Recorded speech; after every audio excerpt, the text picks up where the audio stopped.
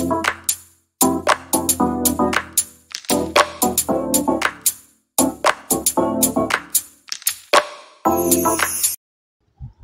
Everyone, welcome to Navneet food.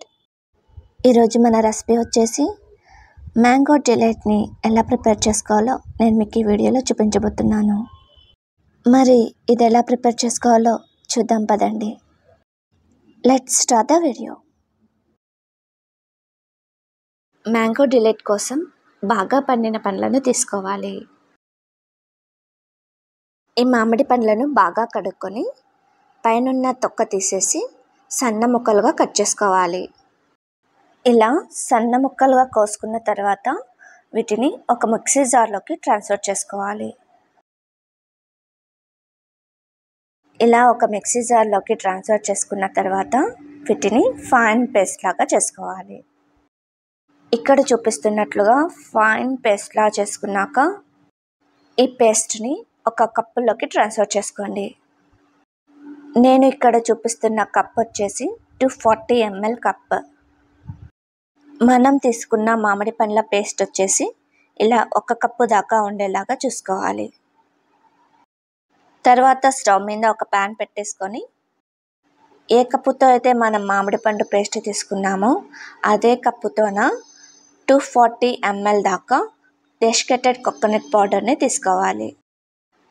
తర్వాత ఈ కొబ్బరి పొడిని సన్న మంట మీద ఫ్రై చేసుకోవాలి. ఈ కొబ్బరి పొడిని ఒక 2-3 నిమిషాలు స్టవ్ మీద ఇలా ఫ్రై చేసుకున్న తర్వాత మనం గ్రైండ్ చేసి పక్కన పెట్టుకున్న మామిడి పండ్ల పేస్ట్ను ఇందులో కలుపుకోవాలి.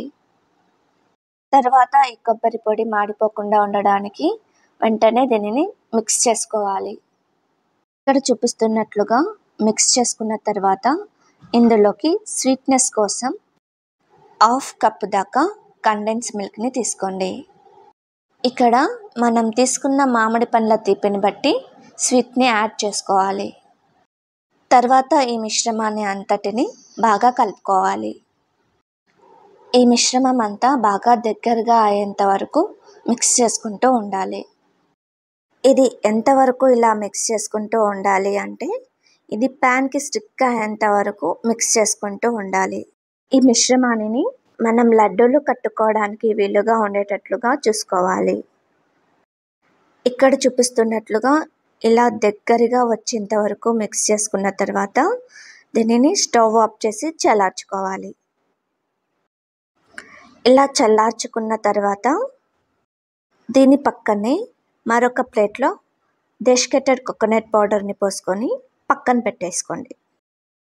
తర్వాత ఒక టేబుల్ స్పూన్ తీసుకొని సేమ్ మెజర్మెంట్స్తో వచ్చేలాగా లడ్డూలన్నీ చుట్టేసుకోవాలి.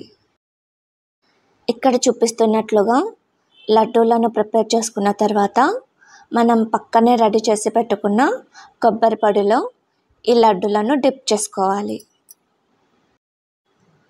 ఇప్పుడు మనకు మ్యాంగో డిలైట్ రెడీ అయిపోయినట్లే. ఇక మిగతావన్నీ ఇప్పుడు చూపించినట్లుగానే ప్రిపేర్ చేసేసుకోవాలి.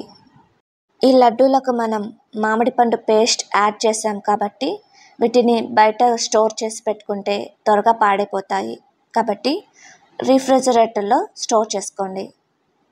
ఎయిర్ టైట్ కంటైనర్లో వీటిని స్టోర్ చేసి పెట్టుకుంటే ఒక 1 వీక్ దాకా ఇవి నిల్వ ఉంటాయి.